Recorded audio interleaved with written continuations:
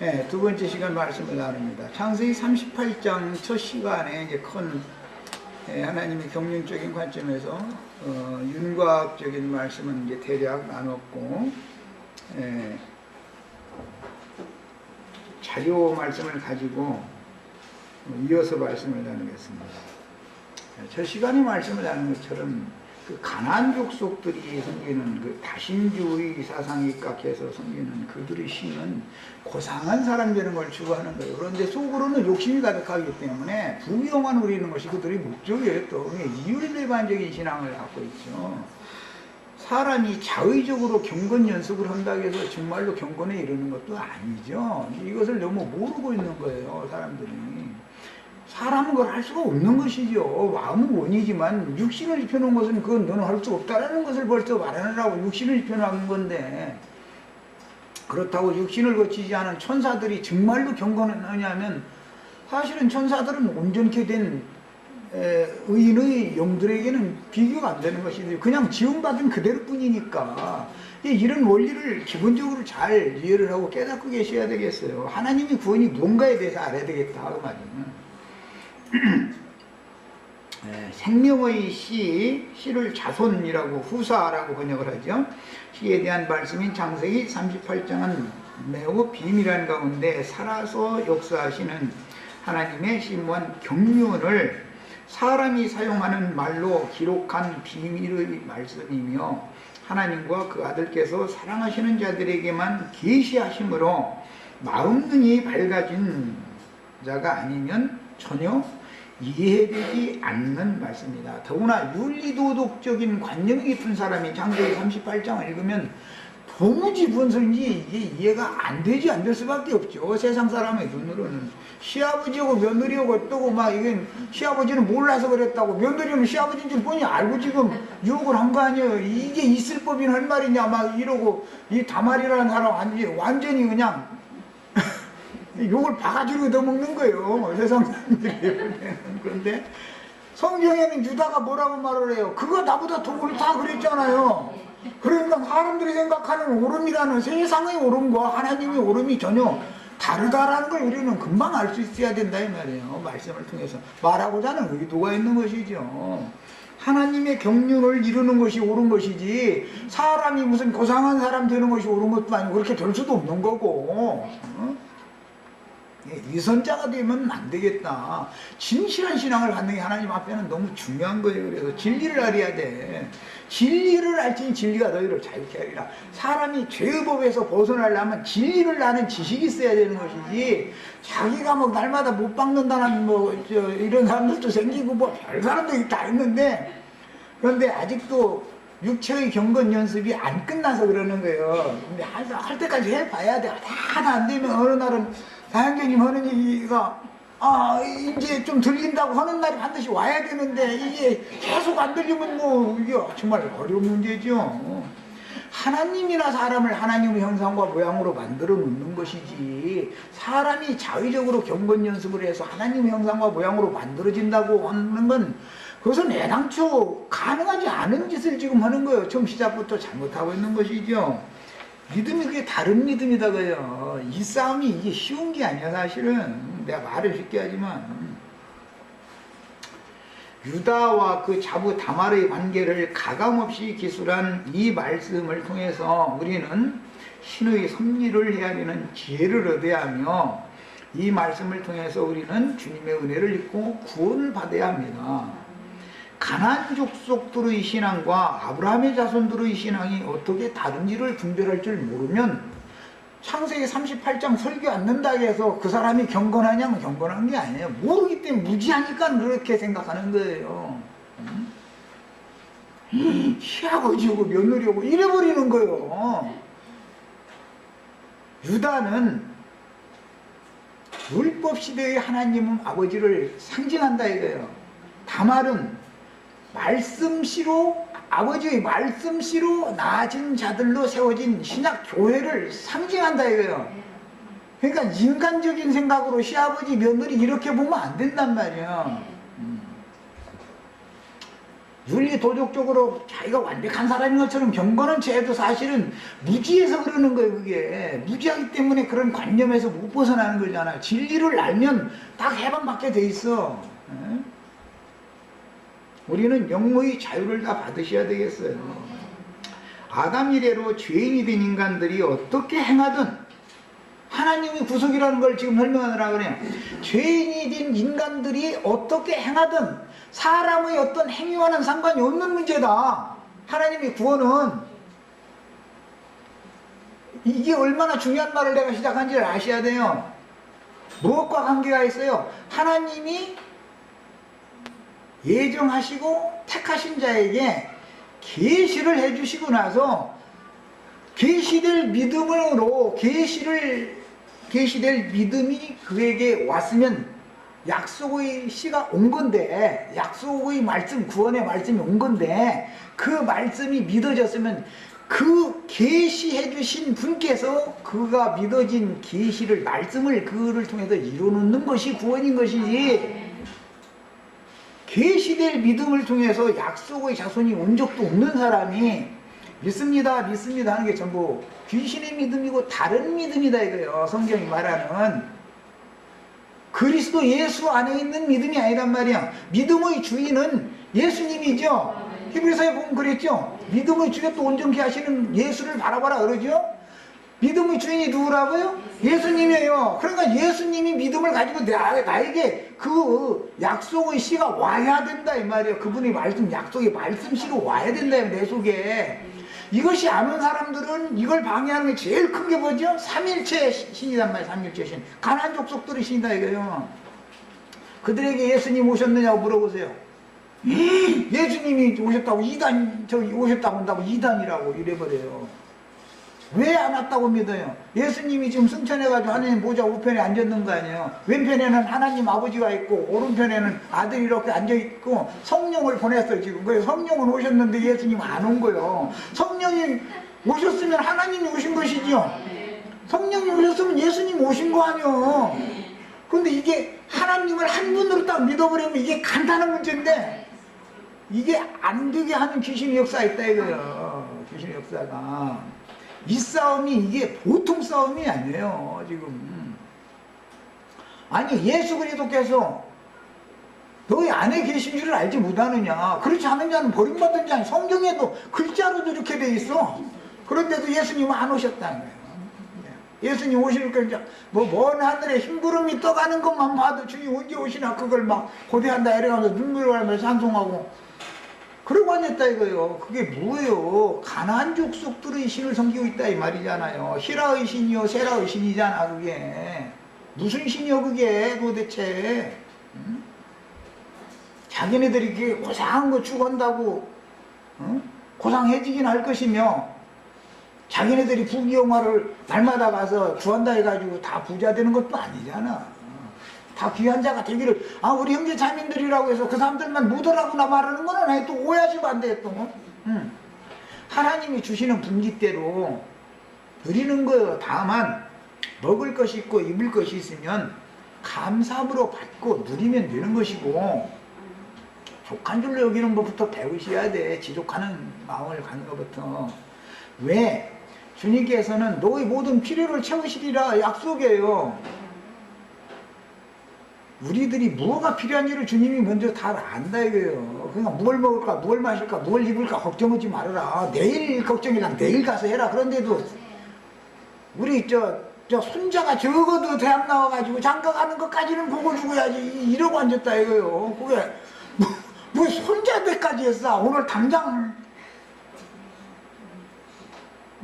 날마다 일용할 양식을 주옵시고 오늘 당장 내가 시험에 들지 말고 주님 앞에서 쓰러지지 말고 보존되도록 날 좀 지켜주세요. 이것이 급한 문제지. 뭐 앞으로 50년 후에 30년 후에가 뭐 인간이 뭔데. 그럼 왜 욕심으로 쓰려고 잘못 구하는 게 뭐예요? 하나님은 인간의 욕심 채워준다는 약속을 한 게 아니죠. 너희 모든 필요를 구하라 그럼 내가 다 채워준다. 그래 놓지만 너희 욕심 채워줄게 내가 이런 분은 아니잖아. 하나님의 말씀을 왜곡되게 멋대로 이렇게 해놓으면 안 된다 이거예요. 하나님도 인간의 욕심을 못 채워요. 인간의 욕심이 무적행이라 이것은 하나님이 별걸 다 갖다 줘요. 오늘 1,000만 원 주시죠. 요새 1,000만 원이 돈이냐고 주님. 요새 돈으로 따지면 이게 지금 돈이냐고. 그럼 적어도 말이요. 매덕은 있어야지 이렇게 구해버린다니까. 그러니까 만약에 매덕이 생겨. 그럼 내가 매덕 생기는 동안 다른 사람은 몇십억을 갖고 있네. 그러면 겨우 이것밖에 안 주셨냐. 또 이거는 못 당하는 거예요. 못 당해. 하나님도 못 채워 이거는. 그래서 필요를 다 채워주신다고 구하라고 하신 다음에 다른 말씀에 보면 욕심으로 쓰려고 잘못 구하지 말아라. 또 이런 말씀도 있다 이거요. 하나님은 인간을 욕심 채워준다는 말이 아니다 이거요. 뭘 먹을까 뭘 마실까 뭘 필요로 하는지를 하나님이 다 아시니까 주시는 거 감사하게 받아서 드리고 건강하게 해가지고 나가서 열심히 일해서 담은 몇 푼씩이라도 벌어다가 마누라 손에 쥐어주면 마누라고 알뜰히 써가지고 자식들 길러가면서 이렇게 건강하게 나에게 가족을 아내를 주시고 가족을 주시고 가정을 주시고 먹을 것 주시고 입을 것 주시고 했으면 다 됐지 뭘 어떻게 하려는 거요 도대체. 가르치는 사람들이 가난의 신을 받아가지고 있기 때문에 가르치는 자 자신이 히라와 친구고 수아의 딸과 내외간 삼아놓고 있기 때문에 이 모양이다 이게 신앙 세계가 지금. 이해를 잘 하시기를 바래요. 우리 형제자매들 그렇다 해서 가난하게 살으라고 가난이 미덕이라고 그런 무슨 또 로마교 천주교 뭐 그저 라마교 불교 저기 그런 거 추구하는 것이 아니에요 또. 네. 정직한 손으로 부지런히 건강해서 일하면 하나님이 주시는 거. 그거 감사하게 받아서 먹고 살면 되는 일이고 뭔가 욕심내서 한탕에 뭐 한다고 이러면은 망하게 돼 있다고. 그런 거 하지 말라고 내가 자꾸 그러잖아. 한탕이라는 건 없다. 그건 세상 사람들이나 그 추구하는 것이지.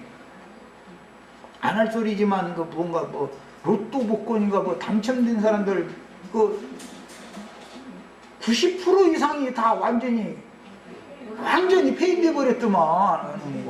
로또 당첨 안 됐을 때는 정직하게 나와서 일하고 살던 사람이 잘못돼 버리는 거예요. 정신세가 썩으니까 모든 게 다 썩어버리잖아.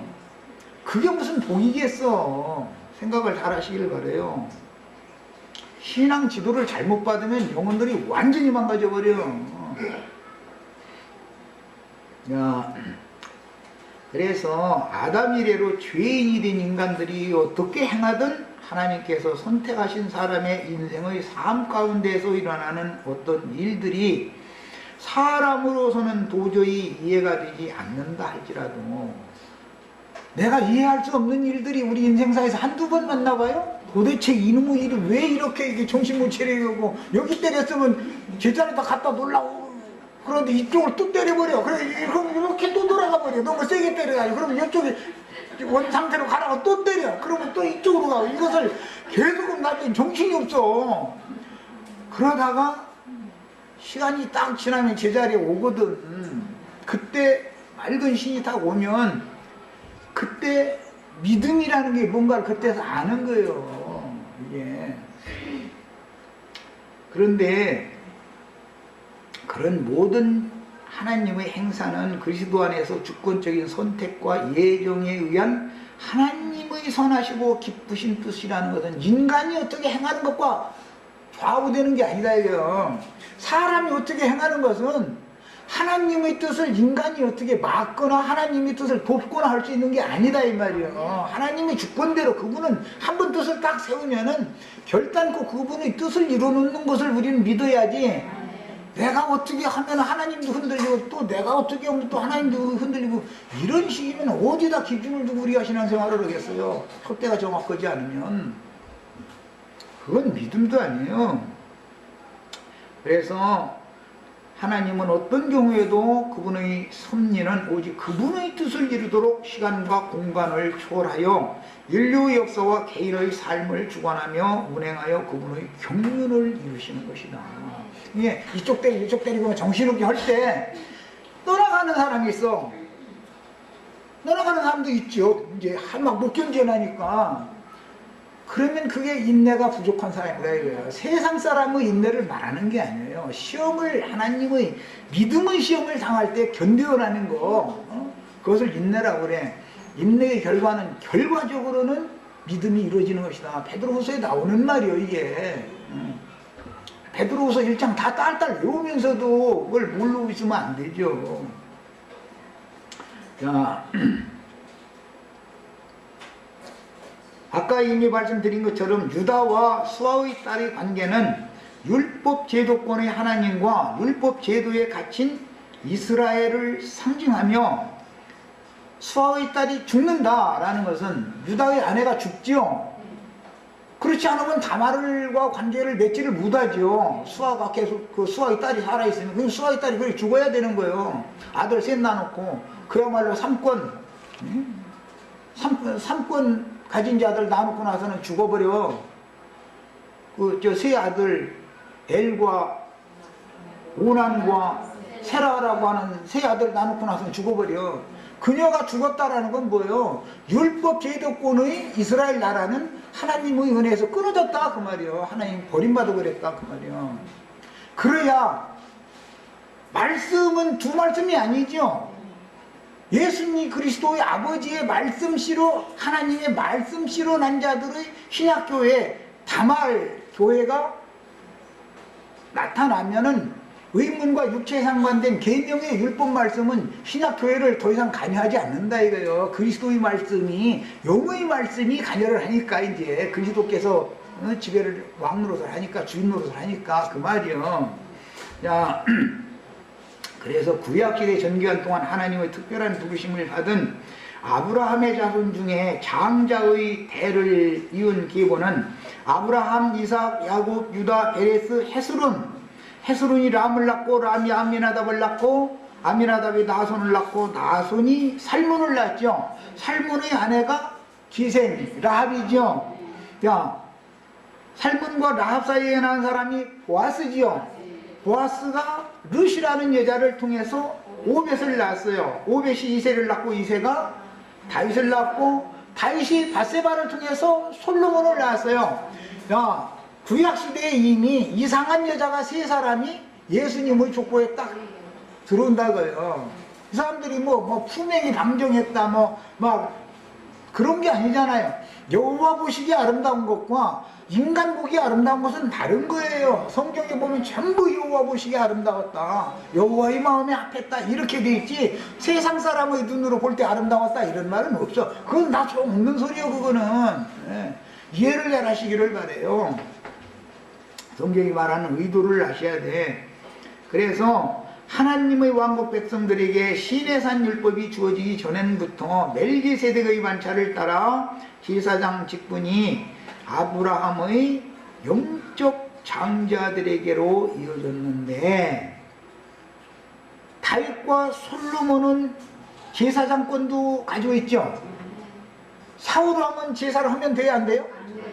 사울을 하면 자기가 제사를 나오다가 제사했다가서 자기가 삼일 선지자 허락도 없이 제사 드렸다가 왕위를 폐기당해 버리잖아요. 말하고자 하는 의도가 뭔지를 아시라 이 말이에요. 왜 똑같은 왕인데 사울은 제사하면 안 되고 다윗은 제사하면 되는 건 또 뭐야 또 도대체. 사울왕 시절에는 왕권과 제사장권이 엄격하게 분리되어 있었다. 아론 반차에 따른 제사장권을 이어가기 때문에 사울왕 때에는 그게 허용이 안 된다 이거예요. 그러나 다윗 왕으로 오면 멜기세덱 반차에 따르는 제사장 직분을 행하기 때문에 바꿔져 버리는 거예요. 법이. 이런 원리를 우리는 아셔야 되겠어요. 그 다음에 야곱의 아들들 중에서 유다와 그 형제들이 다 하나님을 섬기는 제사장 나라의 기둥들이지만, 특히 유다와 그 며느리 다말로 말미암아 낳은 베레스를 통해서 평화의 왕이요 지극히 높으신 하나님의 제사장인 살레망 멜기세덱 반차를 따른 장자권이 이어진 것은 하나님의 절대적인 주권과 섭리를 따라 되는 것이지 혈통을 따라 된 것도 아니고 사람의 뜻대로 된 것이 아니죠. 하나님의 뜻에 따라 된 거예요. 하나님의 뜻을 이루려면 믿어야지. 이제 말씀을 믿는 수밖에 없어요. 그래서 약속의 씨가 온다라는 것은 계시될 믿음을 통해서 오시는 것이고, 구약 성경에서는 실로가 오시는 거다 이렇게 상징을 해놨다 이 말이에요. 먼 후일 시내산 율법에 의하여 레위 계열을 통해서 제사장 직분이 주어지게 되는데, 레위 계열에 따른 아론 반차의 제사장 직분은 하나님이 원래 맘먹고 있던 바가 아니죠. 하나님은 아브라함의 모든 자손들이 다 왕이고 다 제사장이고 다 선지자 되기를 원하시는 거예요. 그런데 그렇게 삼권을 다 받지를 못하더라고요. 왜? 믿음이 그 믿음이 아니니까. 아브라함, 이삭, 야곱으로 이어지는 그 믿음을 다 가진 게 아니다. 그래서 믿음은 모든 자의 것이 아니다고요. 그런데 다 보면 다 믿는다고 그러지, 난 안 믿는다는 사람이 있어요? 목사님들 강대상에서 믿습니까? 하면 아멘 하지, 나는 안 믿어요 하는 사람은 하나도 없어요. 그럼 그 예배당에 못 다녀. 목사가 설교하는데 안 믿는다고 하면 그 예배당 다니겠어요? 다 믿는다고 그러는데 그 믿음이 귀신의 믿음이요, 성경과 일치되는 계시될 믿음이 아니다 이거예요. 믿음의 주인이신 예수 그리스도께서 계시로 부어주시는 믿음이 아니다고요. 믿음이 서로 다른 거예요. 이게 문제예요. 안 믿고 망하면 뭐 안 믿어서 망하는 거야. 억울하지는 않지. 믿고서 배나도 지옥자식, 안 믿은 사람들보다도 배나도 지옥자식 되면 이게 정말 가슴을 치고 통탄할 일 아니겠어요? 그 다음에 우리는 사사인 사무엘 때, 사무엘이 마지막 사사였죠. 이스라엘 왕으로 추대된 베냐민 지파 기스의 아들 사울은 제사장권이 없었으나 유다 지파의 다윗과 솔로몬은 제사장권이 있었다라는 것을 알고 있습니다. 하나님의 말씀에 의하면 엘리의 아들들이 워낙에 하나님의 마음에 합하지 못한 짓을 했기 때문에, 아론 반차에 따른 제사장들이 그랬기 때문에 삼매를 통해서 말씀을 하실 때 내가 엘리 집안을 발갛게 쓸어버리겠다 했죠. 그런데 그 말씀 이후에 다윗이 솔로몬에게 왕위를 후계를 정해서 상속해주기 바로 직전에 다윗이 사울에게 쫓겨다니는 때가 있었죠. 그때 오늘 나오는 아둘람 굴에 가서 다윗이 기도도 했고 그랬었어요. 아둘람 굴 얘기가 그 다윗 인생에 또 다시 나오죠. 자, 그런데 다윗이 쫓기다 몇 명 따라다니는 병사들이 배가 고프고 허기져가지고 쓰러지게 생겼으니까 아히멜렉이라고 하는 제사장이 심호하는 여호와의 궤 앞으로 갔죠. 피해서 가서 먹을 것 좀 달라고. 그러니까 항용 일반적으로 먹는 떡은 나에게는 없고, 제사장이니까 조속으로 제사드린 하나님이 잡수신 떡만 있다. 나 워낙에 배고프니까 그거라도 좀 달라고. 그러니까 아히멜렉은 다윗을 존경하는 사람이었기 때문에 떡을 주고, 떡을 다 먹고 나더니 다 내 손에 지금 무기가 없어가지고 피신하는 것도 좀 불안하다. 그러니까 그래 좀 기다려보세요 하더니 보자기에 싼 칼을 하나 가지고 오는데, 그게 다윗이 소년 시절에 골리앗을 때려 죽여가지고 골리앗이 차고 다니던 칼이었었죠. 그것을 다윗에게 그 먹을 것을 주고 칼을 주고 나서, 그건 뭐예요? 하나님께서 원수에게서 빼앗아서 다윗에게 주는 칼이잖아요. 무기잖아요. 진리의 말씀 성경의 검을 거기서 이제 하나님이 전해서 받아왔다 그 말이야. 야, 그리고 신령한 떡도 충분히 먹어서 병사들이 이제 기운을 찬 거예요. 이제 차린 거예요. 그렇게 되고 도망을 갔는데, 사울이 나중에 고액이라는 놈한테 그 얘기를 듣게 됐죠. 사울이 와서 그 아히멜렉 제사장 가문을 완전히 씨를 말려버렸다 이거예요. 싹 쓸어버렸다 이거예요. 그렇게 해가지고 엘리에게 예언했던 말씀이 시간이 지난 다음에 역사상에 이루어졌다 이거. 하나님 말씀은 반드시 이루어지는 것이죠. 그러니까 그런데 그렇게 아히멜렉 가문이 멸문지 화를 당할 때 한 사람 도망가서 살아남은 사람이 있었죠. 아비아달 제사장이다 그래요. 이 아비아달 제사장이 나중에 솔로몬이 왕위에 등극하기 전에 다윗의 두 번째 반역을, 다윗의 그 이제 마지막 시기에 아도니아라는 아들이 반역을 일으켰는데 반역자편에 아비아달이 반역자편에 동조를 했죠. 그런데 나중에 반역이 수습이 되어지고 솔로몬이 왕이 된 다음에 왕에게 가서 사죄를 했죠. 제단불을 잡아가면서 내가 죽을 죄를 졌다고. 그러니까 그를 솔로몬이 살려줬다 이거예요. 왜? 너 마땅히 죽을 짓을 했지만 너는 우리 아버지 앞에서 죄를 맺은 공로가 있었다. 너희 아버지가 우리 아버지를 살려줬는데 내가 너를 죽여서야 되겠느냐. 솔로몬은 은혜를 아는 사람이다 이거예요. 그 아비아달의 아버지 만약에 아히멜렉이 다윗을 그렇게 살려주지 않았으면 다윗이 거기서 붙잡혀 죽었으면 솔로몬이 왕이고 뭐 끊어주면 대가 끊어져 버리는 거였죠. 그런데 그런 내용을 다 알고 있었기 때문에 아비아달이 죽을 죄를 졌지만 그 하나를 하나님이 살려주셨다 이거예요. 하나님은 제사장들을 완전히 멸하는 것 같지만 딱 살아남을 자 하나를 감춰두시고 이렇게 하는 하나님이 이제 이게 그분의 생명의 대를 잇게 해주는 비밀이죠. 네. 아비아달이 제단불 잡고 살아났다고 들어 소리를 이제 요압에게 들리니까 요압도 나도 제단불 잡을 거야. 그러니까 그놈은 거기서 죽여버려. 아무나 다 살아나는 건 아니죠. 살릴 자를 살리고 죽일 자를 죽이는 공의가 집행이 되는 얘기예요. 성경 읽다 보면 참 재밌는 얘기들이 많이 나와. 하나님은 그분의 사랑 얘기만 하는 게 안 맞는 거예요. 그분의 공의를 집행하기 위해서 그분의 사랑을 베푸시는 것이죠. 우리는 이런 사랑을 받으셔야 돼. 이게 진리의 사랑이라는 거예요. 원 후일 왕국이 분열되었을 때 에브라임을 머리로 하는 북왕국의 모든 역대 왕들과 산당 제사장들은 하나님의 정하심 밖에 있었으나 그것은 율법 제도권에 있는 자들이었기 때문에 이랬다 이거예요.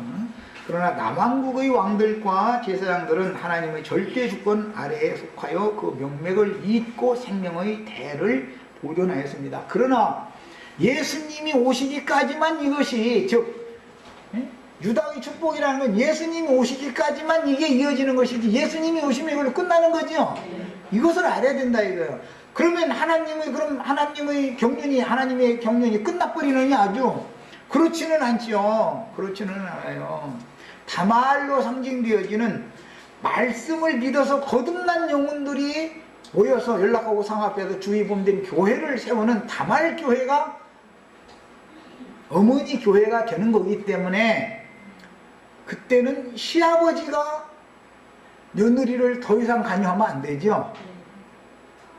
하나님의 그런 게 말씀이라는 것은 말씀으로 난 자들이 교회를 이루면 예수 그리스도의 아버지가 관여를 하면 안 된단 말이에요. 주님 자신이 내외간 사람은 교회를 그분이 지배를 해야 되는 일이죠. 순서상 이런 것이 창세기 38장에 암시되어져 있다. 그 다음에 이런 말씀들을 종합해서 볼 때 야곱이 라헬에게서 나온 요셉과 베냐민에 대한 특별한 이해를 할 필요가 있는데 구약 시대에는 이방인들에게 하나님을 섬기는 구원이 주어지지 않았으며 오로지 이스라엘 12지파에게만 하나님을 섬기는 특별한 구원이 주어졌습니다. 그러나 교회 시대의 시작에는 요셉으로 예표된 예수 그리스도 하나님의 아들 상징이에요. 다윗의 아들 솔로몬 이게 다 상징이죠. 이것은 메시아를 보내겠다, 실로를 보내겠다는 예언을 예수님이 이루러 오신 거예요. 그래서 예수 그리스도로 말미암아 교회 시대 전기간 동안은 주님의 나라가 나타나는 시기가 아니죠. 나라가 임하는 때예요. 그러나 세상이 새롭게 되는 오는 천년 기간으로 예정된 그 때에는 그리스도의 나라가 나타나게 돼 있다 이 말이에요. 나타나게 돼 있다. 역사상 실현이 된단 말이에요. 그래서 이제 흔히 말하는 천년기간의 왕국이다 그러는데, 교회 시대의 끝에는 베냐민으로 예표된 이기는 자들을 통해서 마지막 추수가 이루어지고, 이것은 계시록 용어로는 온 땅에 보내심을 받은 하나님의 일곱 영들에 의해서 마지막 추수가 완성이 되어지고, 시대의 전환을 위해서 이스라엘 12지파가 신앙을 회복하고 인침을 받게 돼 있다. 이스라엘 12지파의 1만 2천씩 14만 4천이 그들을 통해서 땅의 왕국을 주님이 다시 시연하기 때문에 그것은 그리스도의 나라가 나타나는 나라다 그 말이에요. 이건 완성인 것이다 그 말이에요. 우리는 하나님의 경륜에 밝아져야 하며 멜기세덱 관찰을 따르는 왕권과 제사장권에 대한 이해가 분명해야 하는데, 왕권이 타락하면 선지자가 세워져서 왕을 보필하게 되고, 그런데 어떤 왕은 하나님이 보낸 선지자가 와서 책망을 하면 죽여버리죠. 그런데 어떤 왕은 내가 잘못하였노라 하고 회개하고 돌이키죠. 그 선지자를 하나님의 말씀을 맡은 자라고 인정하는 왕이 있고, 누구는 감히 왕한테 와서 네가 말이 많아 이런 왕이 있다 이거예요. 그래서 전통적인 율법 제사장권이 또 타락하면 하나님이 기뻐하심을 입어서 자원하여 하나님께 드려진 나시린을 세워서 타락한 제사장직분을 대행하는 경륜의 전환에 대해서 우리가 분명히 알 필요가 있습니다. 그 다음에 하나님께서 본디 정하신 제사장권인 왕, 장자권인 하나님이 정하신 장자권인 왕, 제사장, 선지자의 권리는 구약시대에는 다 누구나 명분은 다 받았지만 그 권리가 세 직분 혈통에 따라서 유다지파냐 레위지파냐 그 다음에 이제 선지자의 제자냐 이제 이런 어떤 그런 규정에 따라서 했으나, 신약시대에는 예수님이 왕이시고 제사장이시고 선지자단 말이야. 그 영을 받으면 사도들이 또 왕이고 제사장이고 선지자다 이거야. 그 영을 받은 우리 형제 자매님들이 다 왕이고 제사장이고 선지자가 되는 것이다 이 말이야. 그러니까 하나님의 뜻은 이렇게 해서 실현이 돼야 된다. 다 주님은 이런 완전한 장자의 명분만 갖는 게 아니라 장자의 권리를 쟁취하는 신앙인들을 얻기를 원한다 그 말이에요. 이게 성경 이야기예요. 그래서 또한 요셉으로 말미암는 영적 장자권은 이방인들을 위한 사도인 바울과 디모데, 누가, 디도를 거치는 별다른 계보를 통해서 흐르며, 이것은 안디옥 교회에서 성령의 파송을 받은 사도들이죠. 예수님이 파송한 사도들은 예루살렘 교회에서 심을을 했죠, 사역을. 그러나 성령이 파송을 해서 보낸 사도들은 안디옥 교회에서 파송을 해서 이방인들을 향해서 보냈어요. 이것을 잘 이제 구분을 해야 되게 시대의 전환이기 때문에 구분을 잘 해야 돼요. 그래서 별다른 계보를 통해서 흐르며 유대인들을 위하여 보냄을 받은 사도였던 베드로는 이방의 복음의 문을 여는 역할을 했지만, 베드로가 고넬료 가정에도 가서 맨 먼저 복음을 전하는 역할은 베드로가 했죠. 그러나 이방인을 위해서 베드로가 보냄을 받는 것은 아니었었죠. 네, 바울이 보냄을 받았지. 바울과 바나바가. 이 시대의 전환이다. 즉 이제 유대인의 때는 이스라엘 12지파의 때는 끝났고 이방인의 때가 왔다. 다말 시대가 왔다 그 말이야. 응? 수아의 딸의 시대는 끝났고 다말의 시대가 왔다 그 말이야. 이렇게 오는 거예요. 그래서 복음을 확산시키는 결정적인 역할은 성령께서 이방인들에게 보낸 사도를 통해서 이방인 시대가 오늘 우리에게까지 지금 계속 이렇게 이어진 거예요. 그러니까 요셉은 유대인과 이방인들을 구원하기 위한 생명의 양식을 나눠주는 메시아로서 자기 아버지와 자기 형제들, 가족들만, 친척들만을 위해서 양식을 나눠주는 게 아니죠. 모든 이방인들에게도 동일하게 양식을 나눠주죠. 그게 요셉이에요. 그런 메시아로 준비되기 위해서 말씀을 이루기 위한 연단 과정을 거쳤지만 말씀이 응하기까지 단련을 받은 거예요, 요셉은. 그러나 유다는 그런 특별한 과정을 거치지 않고, 유다는 아버지 집을 떠났지만 요셉은 하나님에 의해서 아버지 품을 떠나서 애굽으로 가서 연단을 하나님이 시킨 것이지만, 유다는 똑같이 아버지 집을 떠났지만 자기 멋대로 자기가 가고 싶은 곳으로 갔죠. 아둘람 사람 히라를 친구 삼아서 자기가 간 거 아니야. 하나님 몸이 보낸 게 아니고. 이게 다르다 이거예요. 뭐예요? 사람이 자원해서 히라한테 갔다는 것은 고상한 사람한테로 갔다 그 말이잖아요. 그런데 이것이 종교라 이거예요. 종교. 이게 유다가 왕권을 가졌을지라도 그건 완전한 왕권이 아니다라는 것을 이렇게 보여준다. 그 다음에 유다는 특별한 과정이 없이 하나님의 주권적인 선택에 의하여 육체의 욕구에 의한 실패를 거쳐서,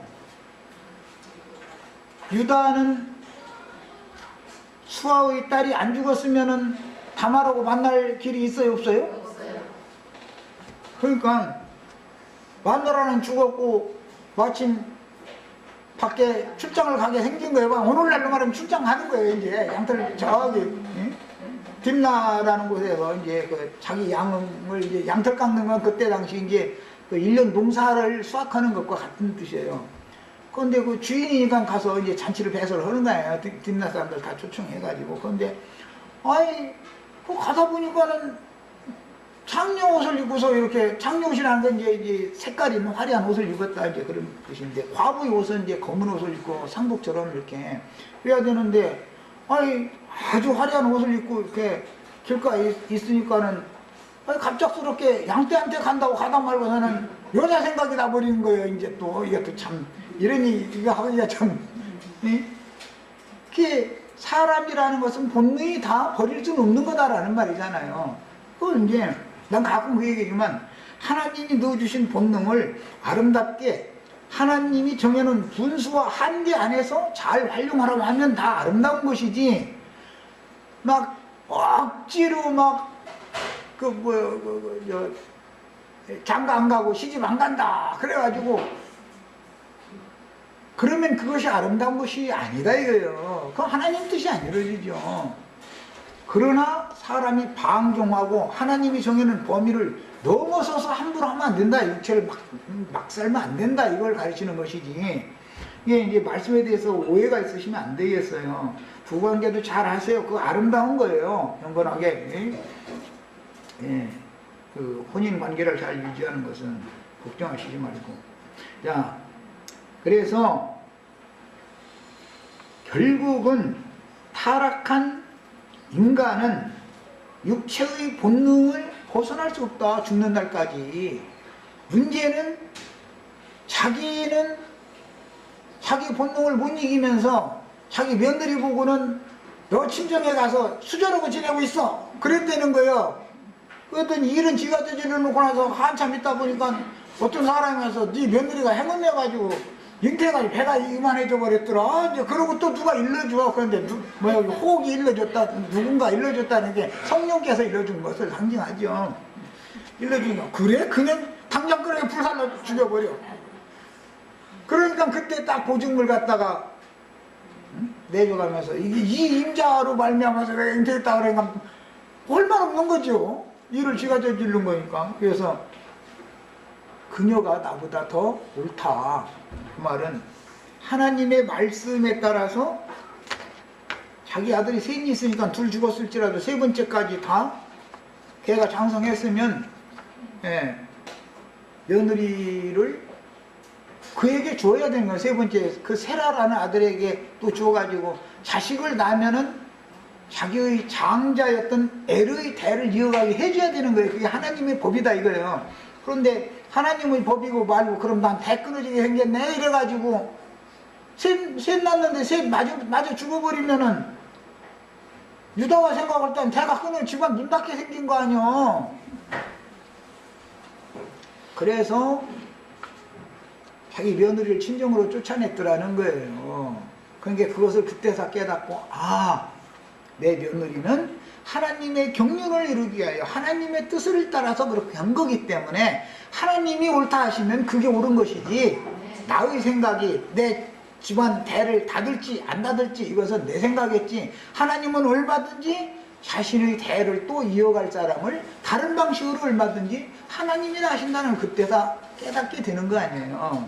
우리는 하나님이 하시는 일에 대해서 경륜적으로 깨닫고 믿어야 되는 일인 것이지, 내 생각을 따라서 이러쿵 저러쿵 해서는 안 되는 것이죠. 인간의 생각대로 하면 세라 또 그거 너 형수방에 들어가 그랬다가 내일 아침 송장 또 하나 치르게 생길다는 말이에요. 이제 자기 생각엔 그런 거예요. 둘이 그랬으니까. 예. 그러니까 이 며느리란 년이 이거 내 자식 다 잡아먹는 년이야 이거 아주. 그렇게 생각했다는 거예요. 그러나 하나님의 뜻은 그게 아닌 것이죠. 네, 우리는 하나님의 뜻에 대해서 모든 관점을 맞추는 그런, 이것은 계시가 필요해. 그래서 계시가. 구속이라는 단어는 많은 의미가 함축되는데, 크게 보면 악한 상황에서 건져내다, 종의 몸값을 주고 사서 해방시키다, 타인에게 팔아넘긴 토지나 가옥을 다시 사서 본 주인의 소유로 되돌려주다, 생명의 대를 이어주다 등의 의미가 있으며, 이는 신약에서 타락한 사람의 죄들을 사해 주심으로 말미암아 예수의 핏값으로 다시 사서 잃었던 영적 생명을 되찾아 주시는 은혜의 구속을 설명하는 용어들입니다. 그러려면 전부 이런 말씀을 계시로 깨달아가지고 믿어야 된다 이거예요. 믿어야만 이 하나님의 구속에 참여할 수 있는 것이다 이거예요. 사람이 스스로 사람이 자원해서 경건 연습을 한다 해가지고 경건한 자가 되는 것도 아니다 이거예요. 사람이 고상한 거 추구한다 해서 고상해져요? 위선자만 되죠. 위선자만 돼요. 나는 그걸 할 수 없습니다. 주님 나 좀 불쌍히 여겨주세요.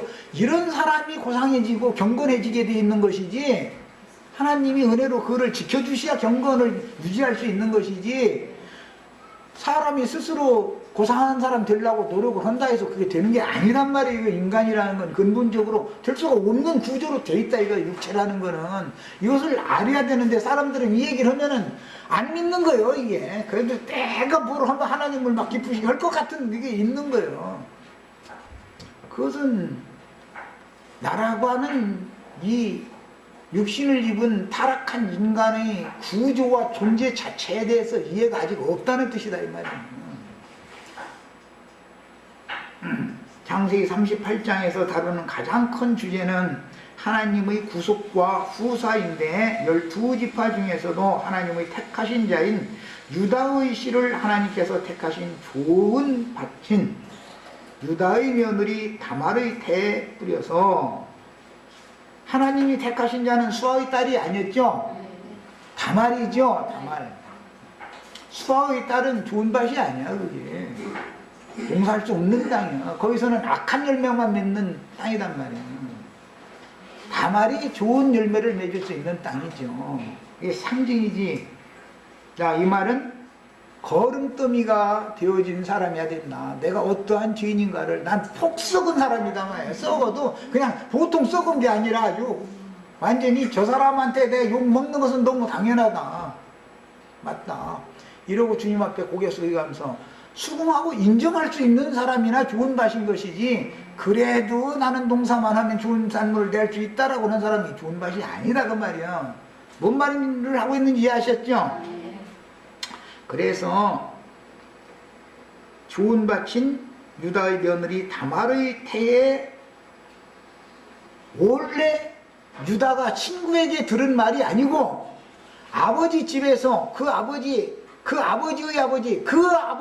아버지 대대로 이어온 하나님이 계시로 주신 말씀씨를 심어야 된다. 다말의 태에다가는 첫 번째, 수아의 딸의 태에다가는 히라라는 사람한테 가서 듣고 배운 씨를 뿌렸던 거 아니야.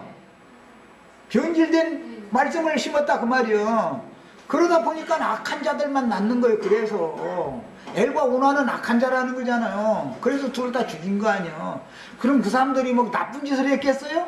고상한 거 죽어는 사람들은 세상적으로 보면은, 인간의 눈으로 보면 너무나 선하고 너무나 옳은 사람들이에요. 그러나 하나님 보시기에는 악하단 말이요. 악하다는 게 뭐예요? 가나안 족속들의 신앙을 가졌다 이거예요. 믿음을 지키는 신앙을 가진 게 아니라 고상한 걸 추구하고 속으로는 욕심이 가득해가지고 세상에서 부귀영화한 우리는 그런 신앙을 추구했다 이거예요. 그런 자들은 하나님은 기뻐하시지 않는다는 얘기예요. 두 번째 시간이 돼서 일단 여기까지 하고, 나머지 이제 문제는 일단 자료에서는 38장 본문 말씀 1절에서 6절까지 일단 해드렸는데, 이것은 자세히 가셔서 집에 가셔서 차근차근 인용한 말씀 다 찾아 읽어가면서 해서 오늘 이 2시간에 나눈 말씀에 대해서 완전히 인이 새겨지실 수 있기를 바랍니다. 다음 일요일 날은 이제 구속사에 대해서 말씀을 나누겠습니다. 그래서 마칩니다.